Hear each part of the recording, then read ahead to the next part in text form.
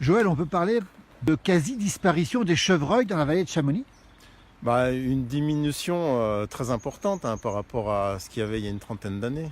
Alors qu'est-ce qui se passe exactement dans cette vallée de Chamonix? Il y a plusieurs hypothèses. Donc déjà, il y a le cerf, il y a de plus en plus de cerfs par contre. Alors, il y a une théorie qui dit que plus on a de cerfs, moins il y a de chevreuils, parce que les cerfs vont manger la nourriture des chevreuils.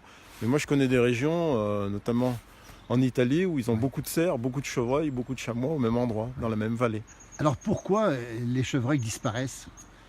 Alors les chevreuils disparaissent, diminuent d'une façon drastique. Je pense que c'est à cause du dérangement aussi, un dérangement omniprésent.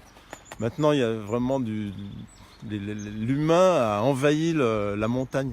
Ouais. La montagne, c'est devenu un immense parc d'attractions. Quand on voit les dérangements qu'il y a sans arrêt, avec le ski hors piste, la raquette, il y a très peu d'endroits où les animaux ont des zones de quiétude. C'est pas uniquement les chiens errants? C'est pas uniquement les chiens. Les chiens, ils y sont, je pense, pour beaucoup, mais aussi le dérangement perpétuel de cet animal qui est quand même le plus fragile des ongulés qui vivent en montagne. Il reste combien de chevreuils dans la vallée de Chamonix aujourd'hui?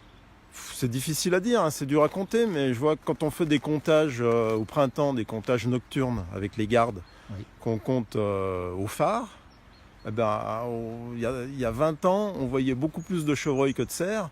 Maintenant, on voit presque plus de chevreuils. On voit beaucoup de cerfs dans les champs au printemps, quand l'herbe vient de pousser.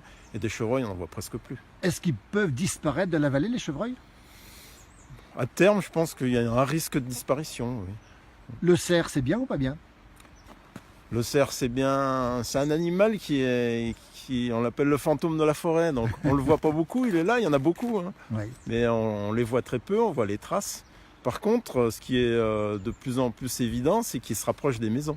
Il y a des populations de cerfs qui vivent en bas de chez moi, la plaine des Pras, c'est une zone résidentielle, beaucoup de résidences secondaires. Alors peut-être que les gens aussi leur achètent des pommes, des salades, ce que j'ai vu. Bien ou pas bien? Bien, les forestiers vont vous dire que c'est pas bien. Les chasseurs, les amoureux de la nature, c'est magnifique un cerf. Le brame du cerf, c'est magnifique. Dans Chamonix, on voit peu de chevreuils, on peut voir des cerfs, on peut voir quoi d'autre dans Chamonix ou presque aux portes de Chamonix? Qu'est-ce qu'on peut voir?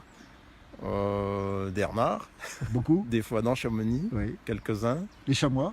Des chamois, alors un peu plus haut, mais Oui. c'est arrivé qu'il y ait un chamois ou deux qui traversent la ville en paniquant. Oui. Mais des chamois, des fois, ils sont à basse altitude, à 1200 mètres. Au Rocher des Gaillans, par exemple, l'hiver, on voit des chamois. Et vous dites aussi aux vacanciers et aux gens de Chamonix de ne pas sortir avec des chiens en liberté.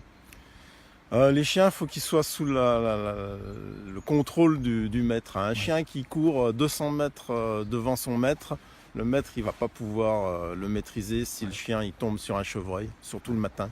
La première personne qui passe sur le chemin le matin, le premier promeneur, ou trailer, il y a beaucoup de trailers, notamment des traileuses qui ont l'habitude de courir avec leur chien. Si le chien il est 200 ou 300 mètres devant, ça peut être la catastrophe pour la faune.